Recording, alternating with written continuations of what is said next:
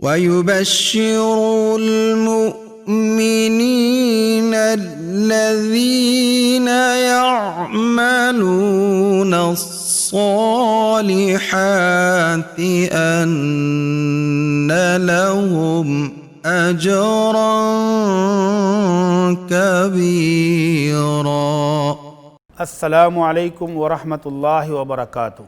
ان الحمد للہ نحمده ونستعینه ونستغفره ونعوذ باللہ من شرور انفسنا ومن سیئات اعمالنا من يهده الله فلا مضل له ومن يضلل فلا هادي له واشهد ان لا اله الا الله وحده لا شريك له واشهد ان محمدا عبده ورسوله. اما بعد، اعوذ باللہ من الشیطان الرجیم. بسم اللہ الرحمن الرحیم.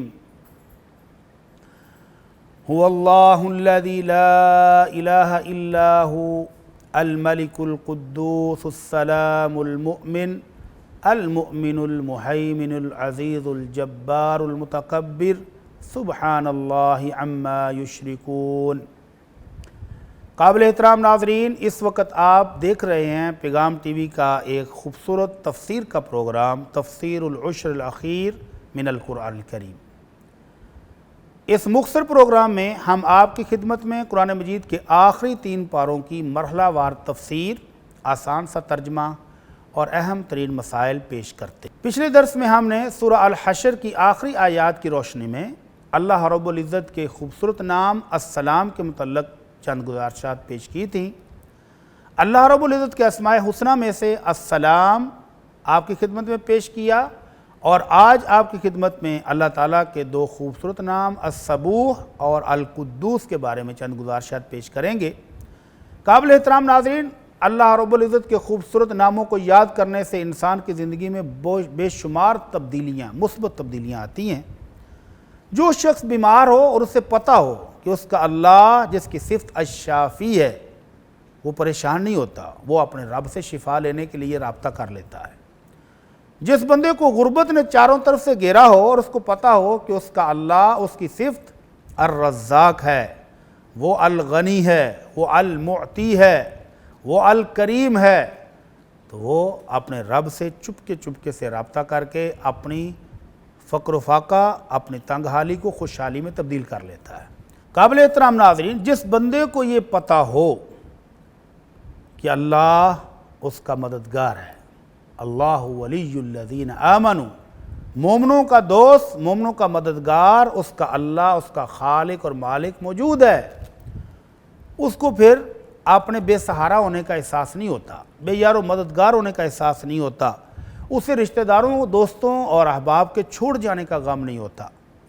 اور جس کو یہ یقین ہو کہ اس کا نفع اور اس کا نقصان، اس کی تنگ حالی اور خوشحالی، اس کی صحت اور بیماری، سب کچھ اس اللہ القادر القدیر اور اللہ ارحم الراحمین کے پاس ہے، تو پھر وہ مطمئن ہو کر زندگی گزارتا ہے. اسی لیے اللہ رب العزت کے خوبصورت ناموں کو یاد کرنے کا حکم اور ان ناموں کے ذریعے اللہ رب العزت کے قریب ہونے کا حکم خود اللہ رب العزت نے دیا.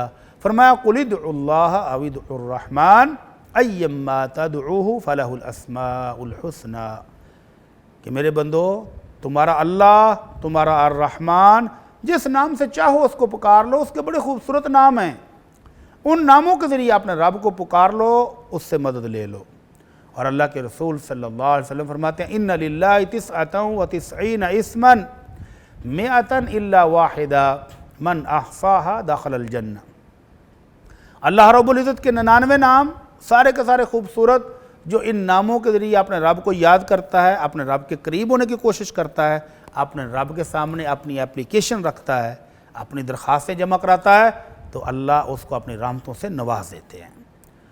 آج ہم آپ کی خدمت میں اللہ رب العزت کے 2 خوبصورت نام پیش کریں گے. ان میں سے پہلا ہے الصبوح اور دوسرا ہے القدوس. دونوں ہی کا معنی ہے کہ وہ اللہ جو ہر عیب سے، ہر نقص سے پاک ہے. اس کی ذات بھی پاک ہے، اس کے اسماء بھی پاک ہیں اور اس کی صفات بھی پاک ہیں. کوئی نقص کوئی خلل ان میں موجود نہیں ہے، کسی قسم کا نقص کوئی کمی ان میں موجود نہیں ہے۔ تو جس شخص کو جس بندے کو یہ احساس ہو، یہ ایمان ہو کہ اس کا اللہ السبوح پاک ہے ہر نقص سے، القدوس ہر چیز سے ہر نقص سے منزہ ہے، تو اس کو اپنے دل کے اندر ایمانی راحت، لذت، چاشنی محسوس ہوتی ہے کہ وہ ایک بہت بڑی ہستی کا ماننے والا ہے۔ تو اللہ رب العزت نے اپنی پاک کلام کے اندر اور اس کے رسول محمد صلی اللہ علیہ وسلم نے اپنے فرامین کے اندر سبحان کی بے شمار صفات بیان کی، بے شمار مرتبہ اس کا تذکرہ کیا، اور اپنے مقتدیوں اپنے امتیوں کو سبحان کے ساتھ متعلق کرنے کے لیے بے شمار تعلیمات دیں۔ آئیے دیکھتے ہیں کہ وہ تعلیمات کیا ہیں۔ تو اللہ رب العزت نے قرآن مجید کے اندر جب اپنے نبی کی اسراء اور معراج جیسا عظیم ترین واقعہ بیان کیا تو اس کی ابتدا بھی انہی الفاظ سے کی، سبحان الذی اسری بعبدہ لیلا من المسجد الحرام الی المسجد الاقصی، پاک ہے وہ اللہ۔ یعنی یہ واقعہ، یہ عظیم ترین معجزہ سننے لگے ہو، پڑھنے لگے ہو، تو پہلے یہ یقین اور ایمان بنا لو کہ جس اللہ کی یہ کلام ہے، جس اللہ نے یہ معراج کرائی، جس اللہ نے اپنے بندے کو یہ سیریں کرائی ہیں، وہ ہر نقص سے پاک ہے، وہ ہر کمی اور کوتاہی سے پاک ہے۔ تو اس کا بیان کیا ہوا، اس کا نازل کیا ہوا، اس کا اتارا ہوا یہ واقعہ اور معجزہ بالکل پرفیکٹ ہے، کوئی نقص اس میں نہیں ہوگا۔ اسی لیے اللہ کے رسول صلی اللہ علیہ وسلم جب نماز شروع کرتے تو نماز کے شروع میں ہی اللہ رب العزت کی اس خوبی کا اظہار ہے، سبحانک اللہم و بحمدک، اے میرے اللہ تو پاک ہے، ہر قسم کی حمد و ثنا تیری ہے، کوئی نقص نہیں ہے تیرے اندر۔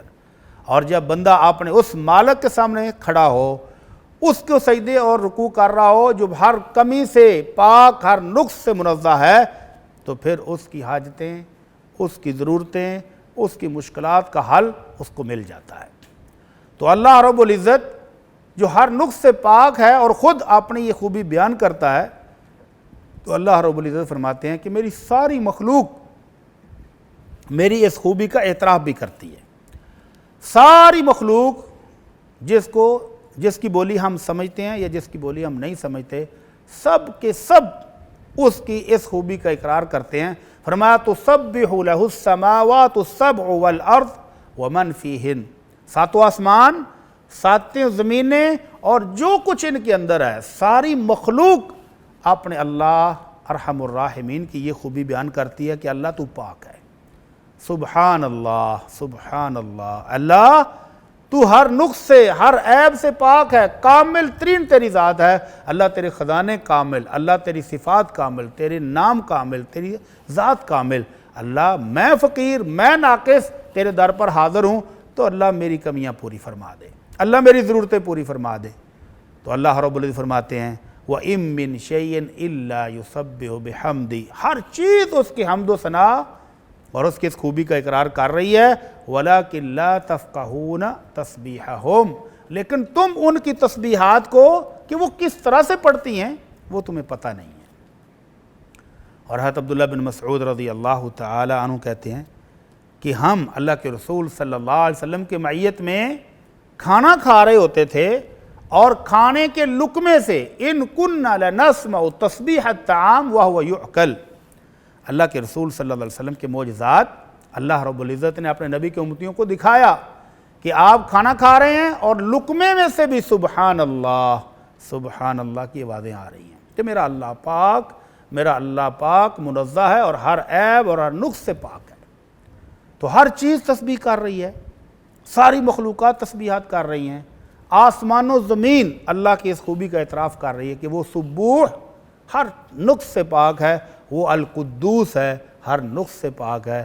تو امام الانبیاء صلی اللہ علیہ وسلم نے بھی اللہ رب العزت کے ان خوبصورت ناموں اور ان دو خوبصورت خوبیوں کا بہت مرتبہ اس کا اظہار بھی کیا اور تعلیمات کے ذریعے کرنے کا بھی حکم دیا۔ اللہ کے رسول صلی اللہ علیہ وسلم جب رکوع میں جاتے تو جو تسبیحات پڑھتے تھے اللہ کی شان بیان کرنے کے لیے، بڑائی اور بزرگی کے اظہار کے لیے، تو ان میں سے ایک تسبیح یہ بھی ہے سبوح قدوس رب الملائکۃ والروح، کہ میرا اللہ تو وہ ہے جو ہر عیب ہر نقص سے پاک ہے، اور وہ رب الملائکۃ والروح، سارے فرشتوں کا رب ہے اور جبرائیل کا بھی رب ہے۔ اور اسی طرح اللہ کے رسول صلی اللہ علیہ وسلم جب وطر پڑھتے تو وطروں کے اختتام پر آپ 3 مرتبہ کہتے سبحان الملک القدوس، سبحان الملک القدوس، سبحان الملک القدوس۔ وہ میرا اللہ جو بادشاہ ہے، جو خالق ہے، مالک ہے ساری کائنات کا، وہ ہر عیب اور ہر نقص سے پاک ہے، کوئی کمی نہیں ہے اس کے خزانوں میں، اس کی صفات میں، اس کی ذات میں، اس کے اسماء میں کسی قسم کا کوئی خلل اور کوئی نقص نہیں ہے، اور وہ قدوس ہے اور وہ سبوح ہے۔ تو اللہ کے رسول صلی اللہ علیہ وسلم نے ان ناموں کے ساتھ اللہ کو یاد کرنے کی بھی ترغیب دلائی، ان خوبصورت ناموں کے ساتھ اللہ کی تسبیح اور اس کی حمد و ثنا بیان کرنے کی بے شمار احادیث میں فضیلت بیان کی۔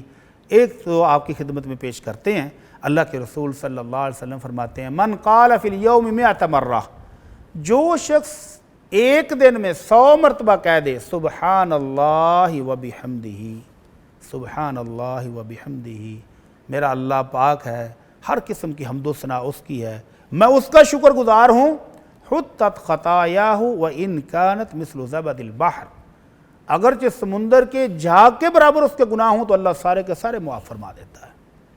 تو یہ کلمہ اللہ کو اتنا پیارا، اتنا محبوب ہے کہ اللہ رب العزت اس کے ساتھ اپنی بے شمار رحمتوں سے نوازتے ہیں، برکتوں سے نوازتے ہیں۔ تو اللہ کے رسول صلی اللہ علیہ وسلم نے ایک اور جگہ فرمایا کلمتان خفیفتان، 2 کلمے، 2 لفظ اللہ کو بہت محبوب ہیں، بہت ہلکے پھلکے ہیں، بڑے آسان ہیں پڑھنے میں، ثقیلتان فی المیزان، اور قیامت کے روز جب اللہ اعمال تولے گا، بندوں کا حساب کرے گا تو ترازو کے اندر ان کا وزن بھی بہت ہوگا، حبیبتان الی الرحمن، اور عرش والے کو وہ کلمات بہت محبوب ہیں، اور وہ کون سے ہیں؟ سبحان اللہ و بحمدہ، سبحان اللہ العظیم۔ بندے کا یہ اقرار کرنا، یہ اظہار کرنا کہ میرا اللہ پاک ہے، میرا اللہ پاک ہے، میرا اللہ ہر نقص سے پاک اور منزہ ہے، یہ اللہ کو اتنا پسند ہے، سبحان اللہ و بحمدہ، سبحان اللہ العظیم۔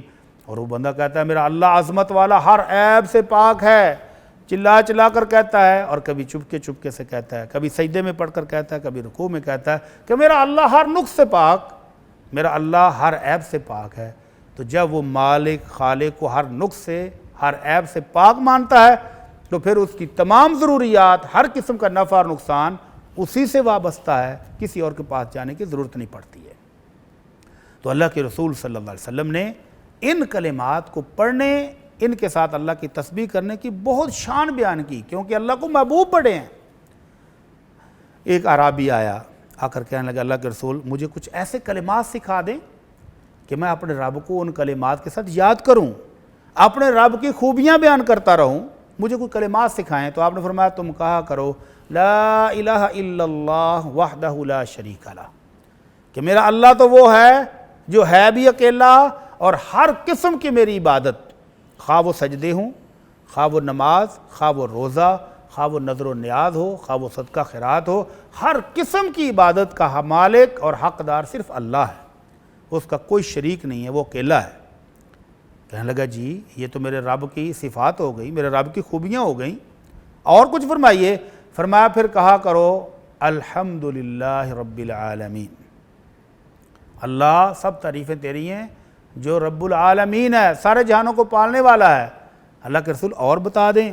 فرمایا پھر اور کہا کرو لا حول ولا قوت الا باللہ، کہ میرے پاس کوئی طاقت نہیں ہے کہ میں گناہ سے بچ سکوں یا نیکی کر سکوں، میرا اللہ طاقت دیتا ہے تو ملتی ہے۔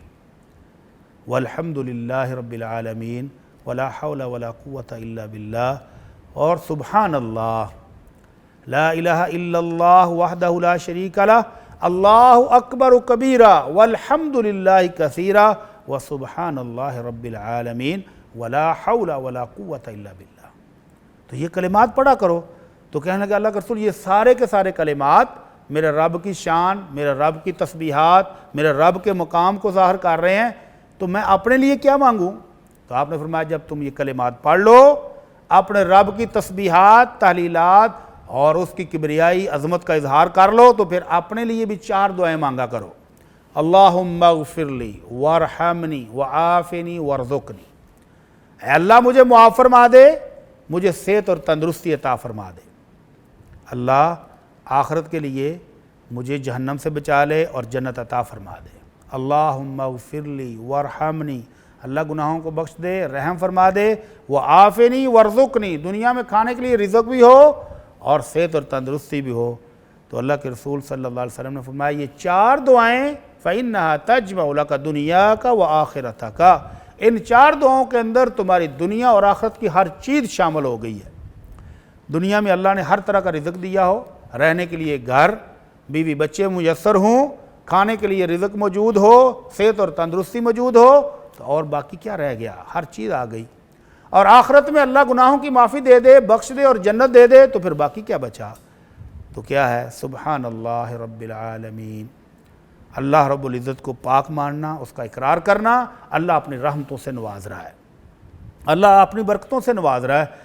اور امام الانبیاء صلی اللہ علیہ وسلم کی لخت جگر فاطمہ الزہرا رضی اللہ عنہا کو پتہ چلا کہ ابا جان کے پاس کچھ خادم اور غلام آئے ہیں اور اللہ کے رسول صحابہ میں تقسیم کر رہے ہیں، صحابہ کرام کو عطا کر رہے ہیں، تو لخت جگر بھی آئی کہ ابا جان سے جا کر میں بھی ایک خادم لے لوں، کیونکہ نرم و نازک ہاتھوں میں چکی چلانے کی وجہ سے، گندم جو پیسنے کی وجہ سے چھالے پڑ چکے تھے۔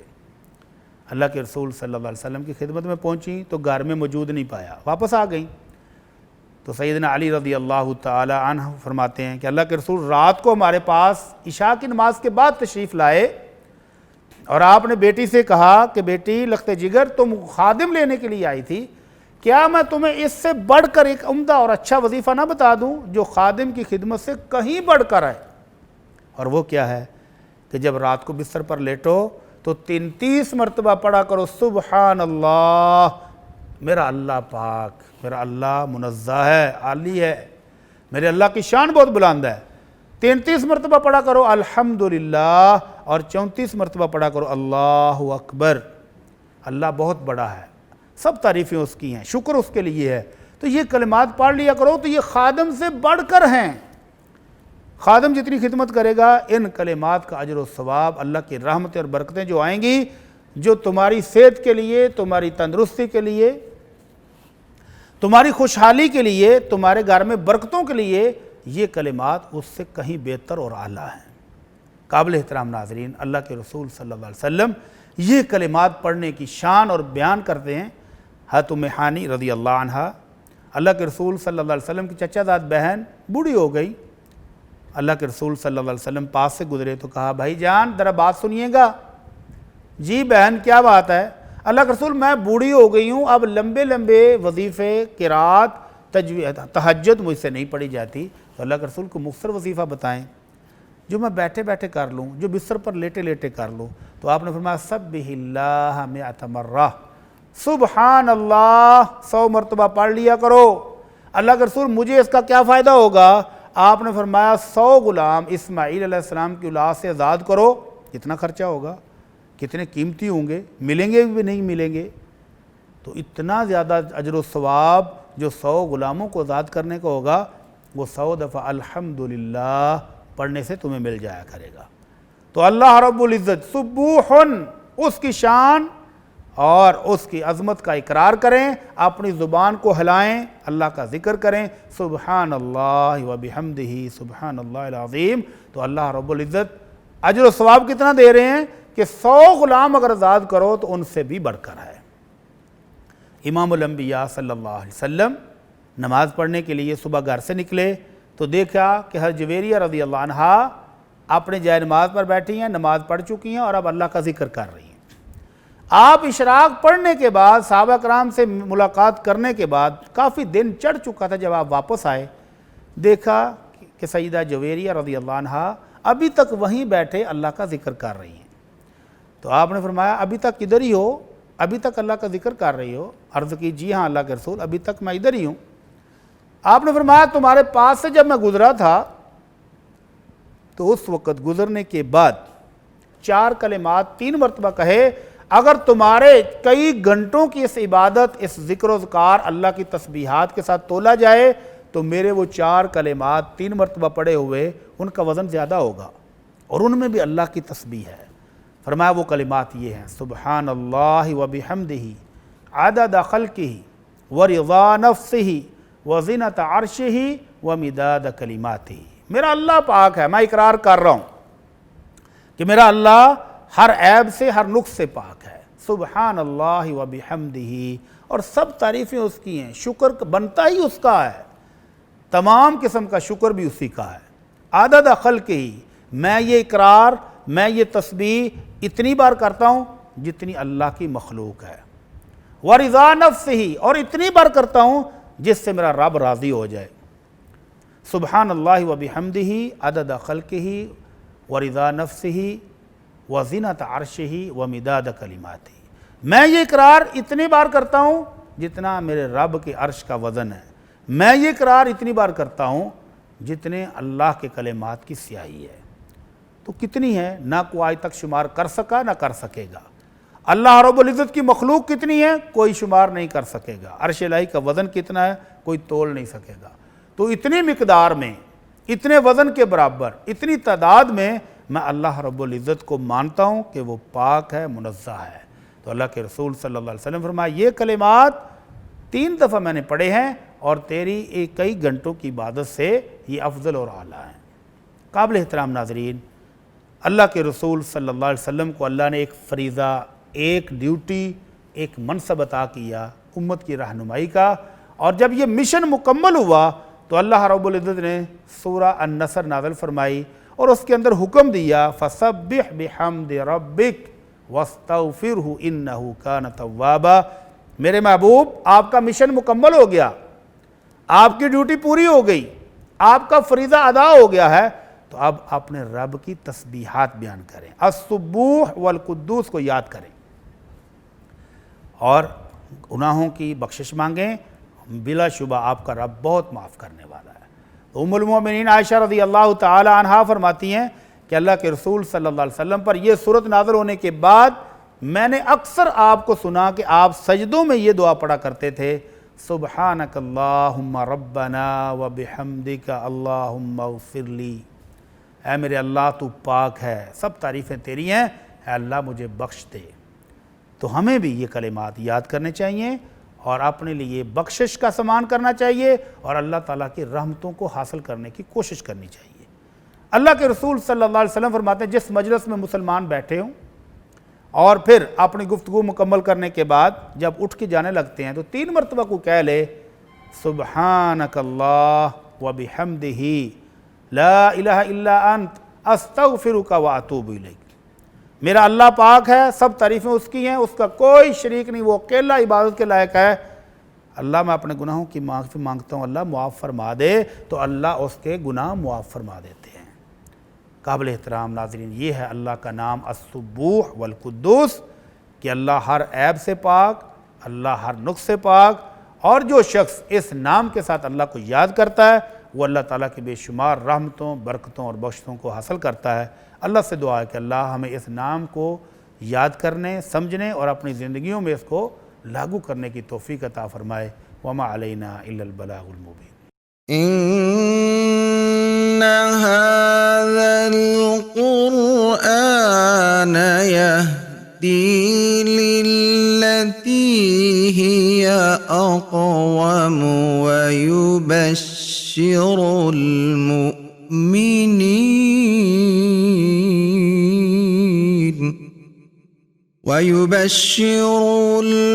المؤمنين الذين يعملون الصالحات